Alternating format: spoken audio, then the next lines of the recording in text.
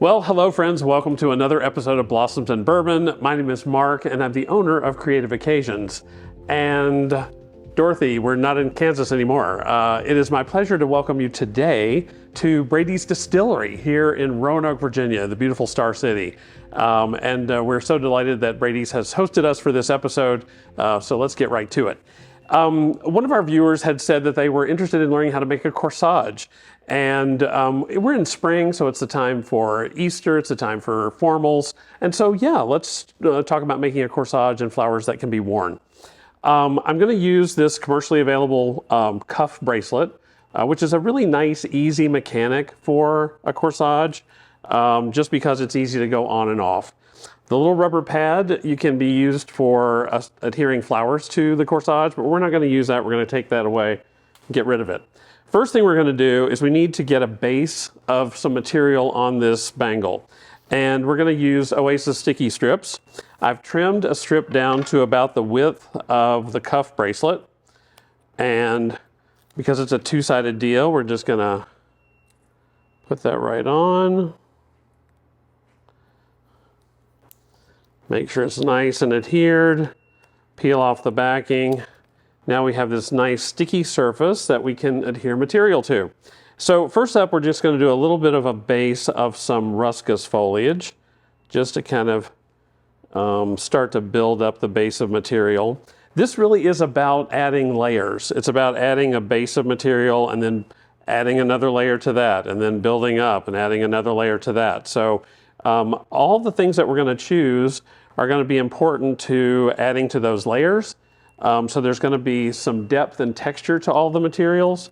It's also important when you're working on personal flowers that don't have a water source like this, that you choose things that are substantial and things that are not going to wilt quickly.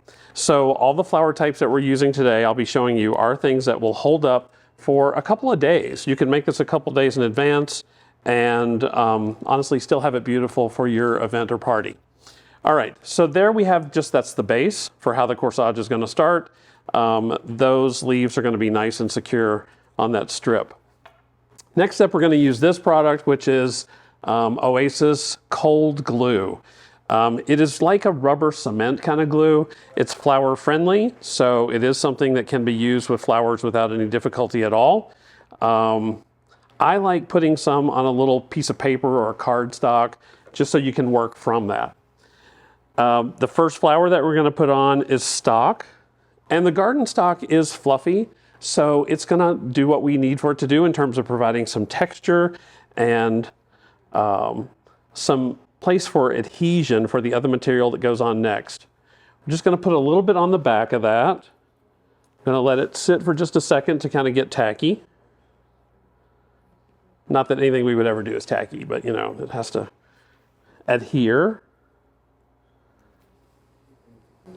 And basically you just kind of pull the flower petals back to get the base of the flower, kind of run it through there.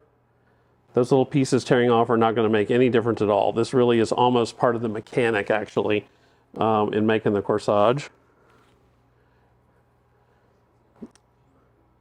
One thing that this glue is really good at is when you pull the flower off the stem, it actually the glue is beginning to seal over the stem of the flower. So it's going to lose less moisture through the stem once this glue is in place.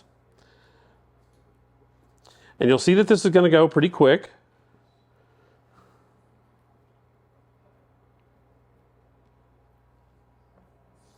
And it's very sticky, so I'm going to be wearing it, I'm sure. All right, and because I didn't want a straight line, I've kind of got those a little kind of zigzagging, so there's a little movement to them. That's going to work great. And already you can see how the corsage is starting to come to life. Let's get a little more glue and we're ready for the next layer. Peruvian Lily, Alstroemeria. We've used this many times before. It's a very sturdy flower. Holds up really, really well to all sorts of abuse, which is what we're going to do to it today. And basically I've just kind of defrock the whole bloom into individual pieces. I'm going to get a little bit of glue on there, and we're just going to tuck it in. So it's going to add a little bit of color and a little bit of movement to the corsage. Might, it would work better if we had a little bit of time with letting this get kind of tacky with the glue to the bloom.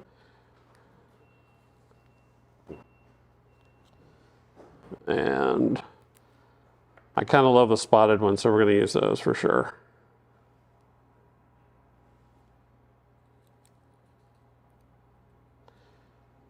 All right, not a fan of that one, so we're going to change that. Right, and that's the beauty of it before it's set up. Let me tell you, once this stuff sets up, it is very hard to pull those off. You won't be able to unless you actually damage the flower. So, note to self. The color scheme for this corsage is analogous colors. And analogous colors are all those colors that are neighbors on the color wheel. So we're doing these purple, blue, violet tones. Some of them a little more blue-ish purple, some of them a little more violet. And then I decided to tuck in a little bit of that acid green. Green is also a neighbor on the color wheel, but it gives some nice contrast to the violet and blue purples. These little orchid blooms are incredibly sturdy. They are just great for this kind of application. Again, just swiping that through the glue. You want to make sure you have plenty of glue on the bloom. And then we're just going to kind of tuck that in on the corsage. Do a second one. Plenty of glue. Let's get this one facing this direction. And you can see how the fluffiness of the stock bloom has really worked to become now a part of the mechanic. It's obviously providing some beautiful color to it as well, where you can see the stock peeking out, but it's also working to kind of hold these little orchid blooms in place. So that's another really cool part about that. I will actually, in the description for today, include some links for these products so that you'll have access to them and be able to know where to get them. And what I'm doing now is a hyacinth blossom. So these little individual florets that come off the hyacinth plant. Not only is that a great color, but the fragrance is so nice on those too. The fragrance and the shape. The shape on these is just amazing. Now, because I think I might like a little bit more foliage, let's go with a little bit more of the ruscus. And I'm going to choose some leaves that are a little bit smaller so that the scale is a little bit better with these other flowers. There's not going to be the large size that we were using to create the base with. And with these, you can just punch right in amongst the flowers to kind of create some open, some movement. It's really pretty cool. If you don't like the look of the foliage, you could, of course, could certainly keep it the way it is with just the blooms. I think the foliage adds a lot. And again, one of the keys for this glue is just making sure that you're using enough.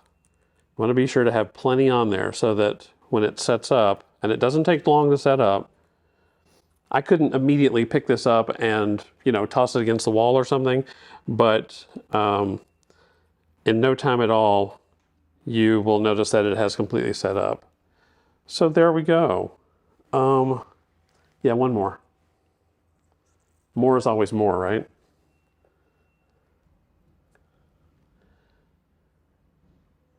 Yeah, I felt like I wanted a little pop of that purple, that bluish purple, amongst that violet of those orchids. Just love that.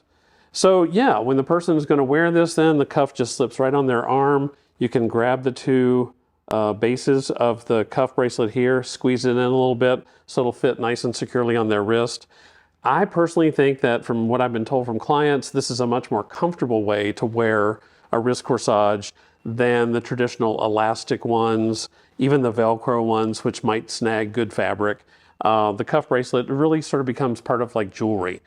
If you're doing these in a custom size, you could actually wear them up on your arm. So there are all sorts of ways that you can play with this and have lots of fun with it. So there you have it. Maria, thanks for your suggestion to do a corsage. This is a corsage using some great products from Oasis and some beautiful spring flowers. I hope you enjoyed that. And now because we're at a distillery, what are we gonna do? You got it, we are gonna taste some bourbon. Amy is working here today and she's gonna make a delicious cocktail for you, for me actually. You don't get to taste it, I get to taste it, you get to hear about it. So let's go do that now.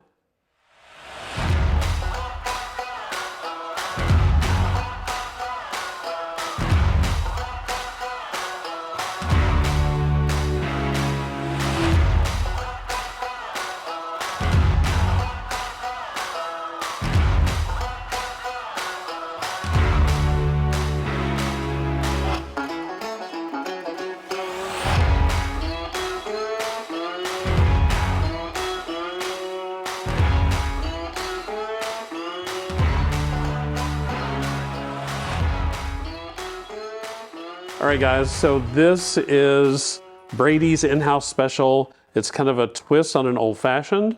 It was developed by Amy, who works here, and it was actually part of the specials they were using for St. Patrick's Day.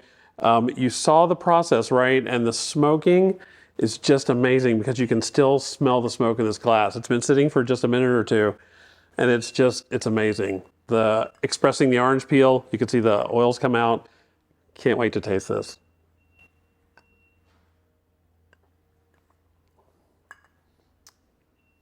Oh man, that is so, Amy, great job. So there's a little bit of almond extract in this. There's a little bit of maple syrup in it. So there's a little sweetness which comes through. And then the Brady's in-house rye whiskey is in this. Amazing.